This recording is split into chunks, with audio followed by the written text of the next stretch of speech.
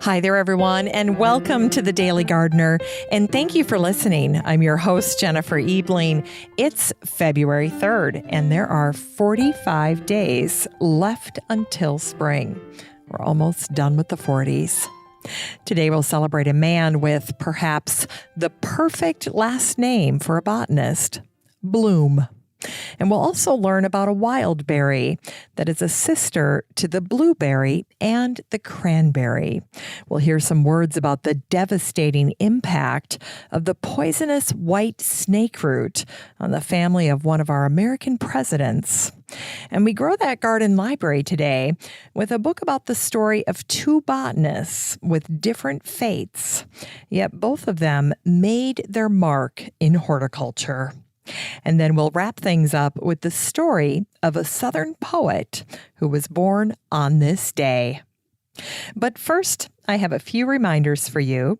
You can always ask your smart speaker to play the show for you. All you have to do is ask Alexa or Google to play the latest episode of the Daily Gardener podcast, and she will.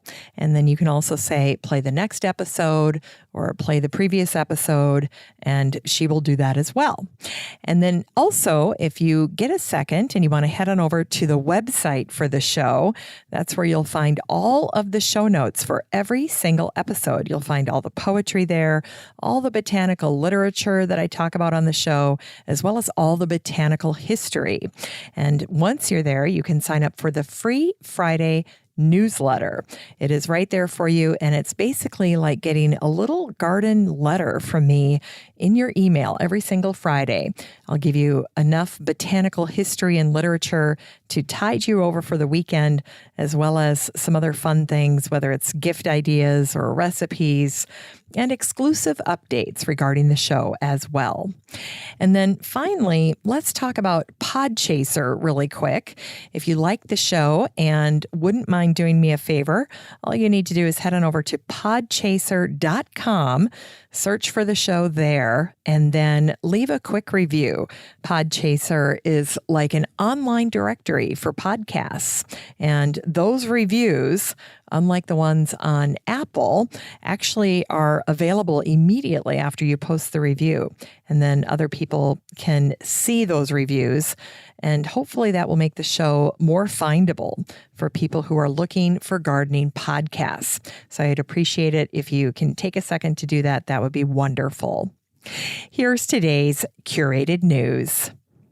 Today's news was actually featured in House and Garden, and it caught my attention because of the name that was associated with this particular garden that they featured. And of course, it was Jeffrey Jellicoe. In fact, this garden is argued to be his masterpiece, although I would say that there are so many that vie for that top spot. This garden is the Garden of Shute House, and it was featured in a recent episode or a recent edition of House and Garden. You can check it out for yourself in the Facebook group for the show. It really is an amazing garden. And, while you're looking at those pictures, I want you to bear in mind that this was the very last garden that Jellicoe designed and created. He was in his 90s when he was working on this particular project. Now, if you'd like to look for this article for yourself, you can track it down very easily in the Facebook group for the show. All you need to do is search for the word masterpiece, and this post on the Gardens of Shute House will pop right up. That way you don't have to take any notes or search for links. It'll just be right there for you. And if you're not in the Daily Gardener community, it's so easy to join. All you need to do is the next time you're on Facebook, search for Daily Gardener Community, where you'd search for a friend and then request to join. I'd love to meet you in the group. Here's today's brevities. Today is the anniversary of the death of the German-Dutch botanist with the perfect last name, Carl Ludwig Blume, who died on this day, February 3rd, in 1862. Born in Germany and orphaned by the age of 5, Carl proved to be a bright little boy, and he was a successful student as well. He studied at the University of Leiden in the Netherlands, a place that would become his North Star. And when he died in Leiden on this day in 1862, he had become a naturalized Dutch citizen. Scholastically, Carl went the path of most botanists. He first became a physician, and he ran an apothecary. In short order, he started botanizing in the Dutch East Indies, specifically on the island of Java, where he was the Botanic Garden director. Carl wrote a spectacular book while he was there on the collection of orchids. And these were all of the orchids that were available on the island. It was a veritable orchid paradise. And the title page to this book is absolutely stunning. And it features 3 native women from Java performing a ceremonial dance. The mountains of Java in the village are in the background. You can see them there in the distance. And there is a garland of orchids that actually frames this stunning portrait.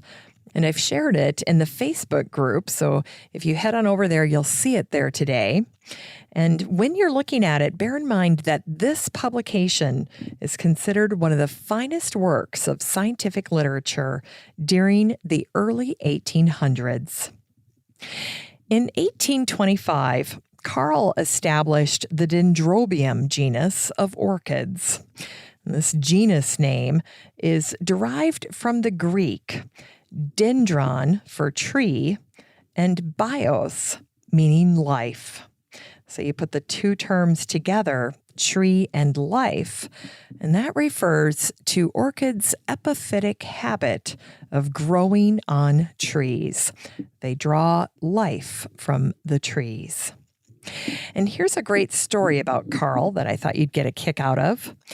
During his time in Java, Carl saw what he thought was a group of moths flying in a motionless fashion by a tree.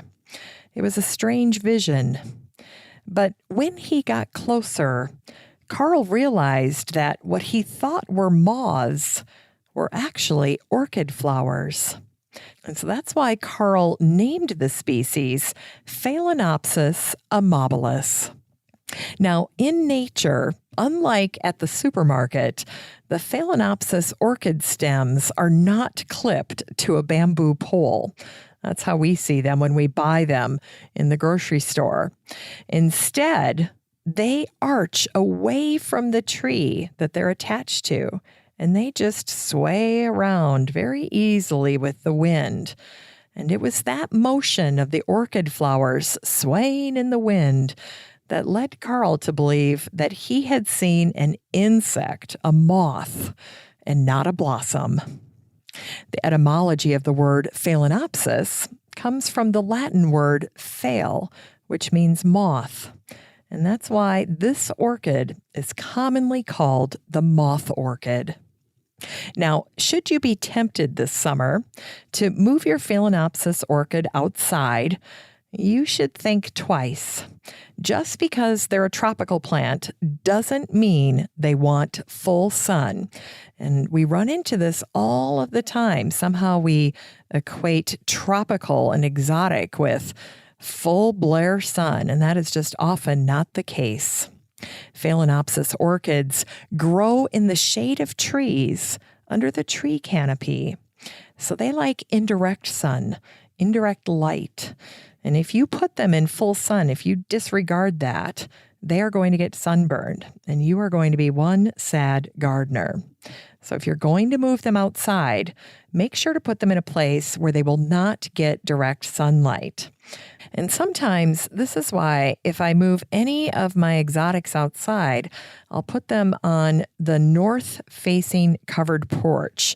Or up here at the cabin, I put them on the north-facing side of the shed where they were very, very protected. They were up close against the shed on this wonderful Juliet balcony that I had attached to the side of the shed. And they really got absolutely zero direct sunlight, and they were thrilled with that.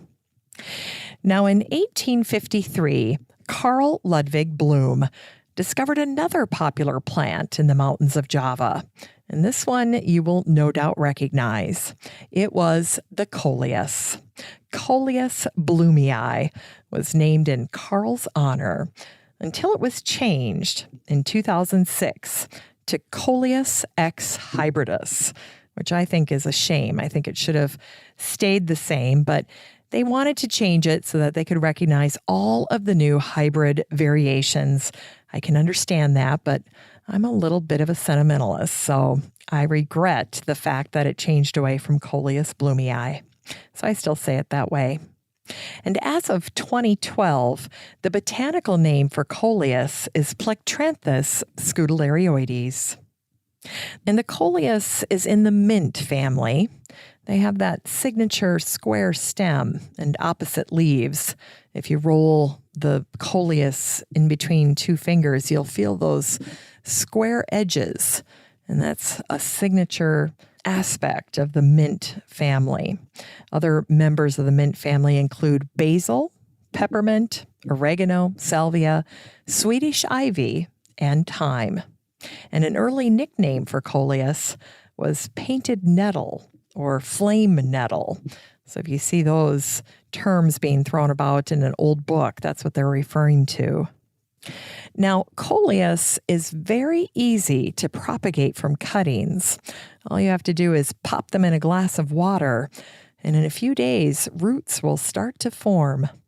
And if you want to encourage your coleus to grow more compactly, all you need to do is keep pruning them back before they bloom. And you might remember that the National Garden Bureau made 2015 the year of the coleus. I remember that, and I can't believe it's been 6 years already. That's crazy.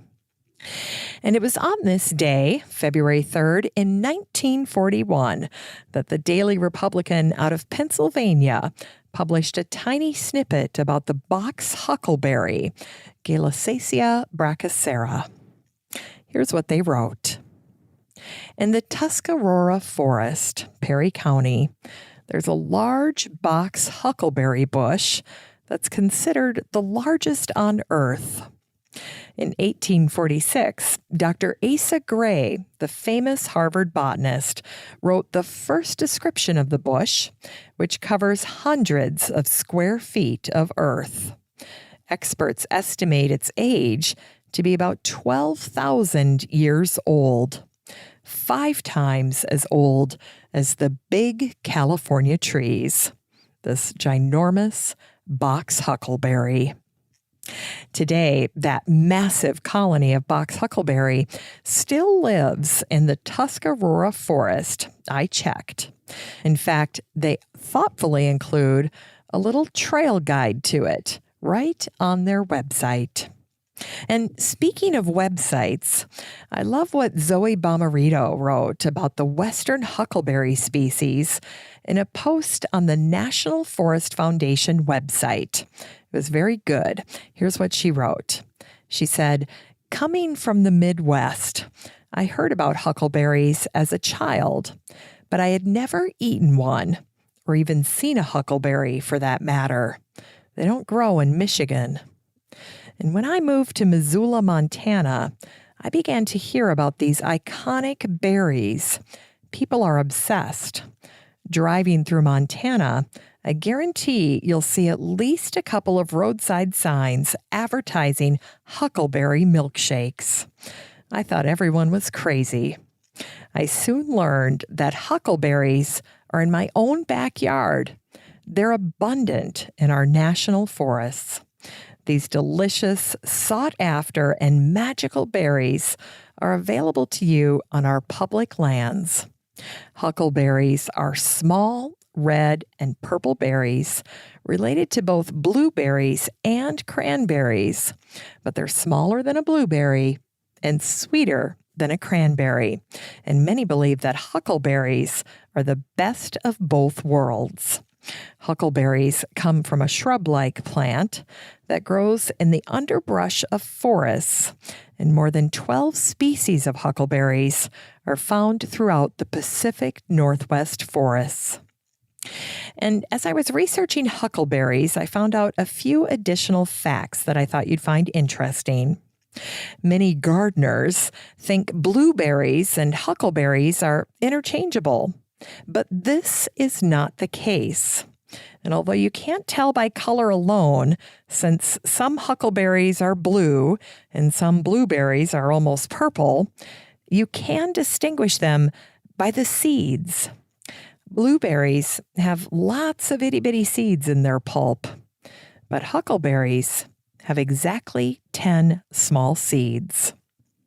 The etymology of the word huckle is a reference to an old word for joint or hip because of the huckleberry plant's jointed stems.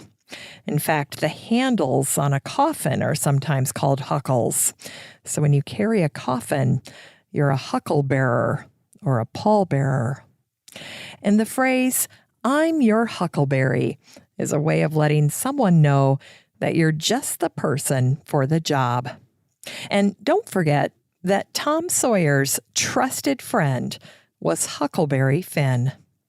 Huckleberries love to grow on the forest floor in acidic soil. They feel right at home under a fir or pine canopy.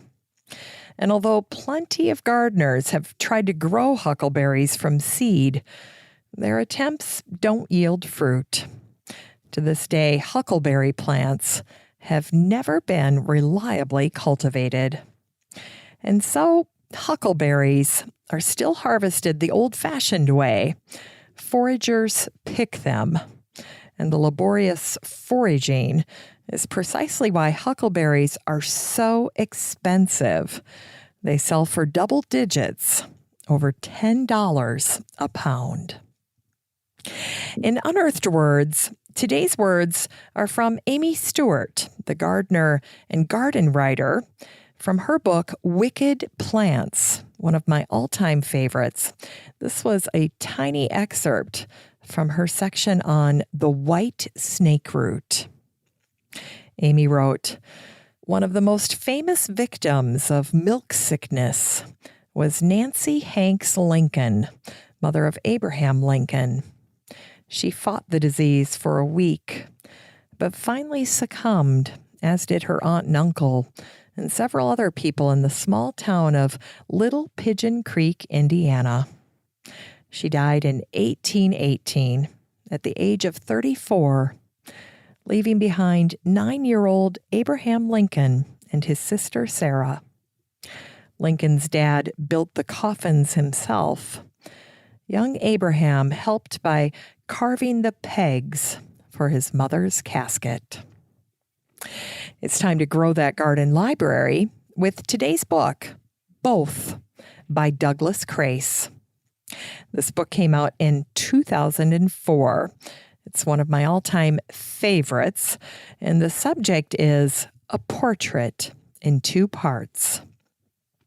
In this book, we learn about a fascinating 50-year relationship between Dwight Ripley, the heir to an American railroad fortune, and a polymath who excelled in horticulture, music, language, and painting, and Rupert Barnaby, the son of an aristocratic English family and one of the greatest botanists of the 20th century. After meeting at Harrow, an exclusive boarding school in England, Dwight and Rupert discovered a shared obsession for botany and a love for each other. Ultimately, the two would go on many botanizing trips before settling in Los Angeles in the 1930s. In addition to regular botanizing trips in the American Southwest, Dwight and Rupert were part of a lively social circle among the artistic elite of New York that included W.H. Auden, Peggy Guggenheim, and Jackson Pollock. This book features the incredible life stories of Dwight and Rupert, and gardeners will thrill to learn about their botanical mania and their exploits through their exquisite prose on plants. You'll read Barnaby's witty poetry and see reproductions of drawings in each of their distinctive styles. This book is 320 pages of the extraordinary lives of two immensely talented men and their impact on botany, horticulture, and American art in the 20th century. You can get a copy of both by Douglas Crace and support the show using the Amazon link in today's show notes for around $3. What a deal. Finally, here's something sweet to revive the little botanic spark in your heart. Today is the birthday of the American poet, musician, and author Sidney Lanier, who was born on this day, February 3rd, in 1842. Born in Macon, Georgia, Sidney rose to fame after writing a poem about, of all things, corn. He'd been visiting friends when he was immediately struck by the beauty of cornfields and the pathos of deserted farms. Sidney is one of our underappreciated 19th century poets. Music and nature were endless wells of inspiration for Sidney's work. After fighting in the Civil War, Sidney wrote a book about his experience, and the book is called Tiger Lilies. Sidney could be lighthearted. He wrote, "I am but a small-winged bird, but I will conquer the big world, as the bee martin beats the crow by attacking it always from above." And Sidney was also spiritual, as in his poem, A Ballad of Trees and the Master, about the story of Jesus in the Garden of Gethsemane, with a compelling first verse that ends, "But the olives, they were not blind to him. The little gray leaves were kind to him. The thorn tree had a mind to him when into the woods he came." Today, gardeners can visit the Sidney Lanier Cottage in Macon, Georgia. And if you go, there is a marvelous little herb garden with cobblestone paths and a sundial in the center. And the little cottage gets high marks on TripAdvisor, where one reviewer wrote, "From the moment we walked in and breathed the scent of the old building to the end of the extra good tour, we enjoyed everything we learned." And there's a school today that's called the Sidney Lanier Center. It's in Northeast Gainesville, Florida, and it offers education to elementary and secondary students with disabilities.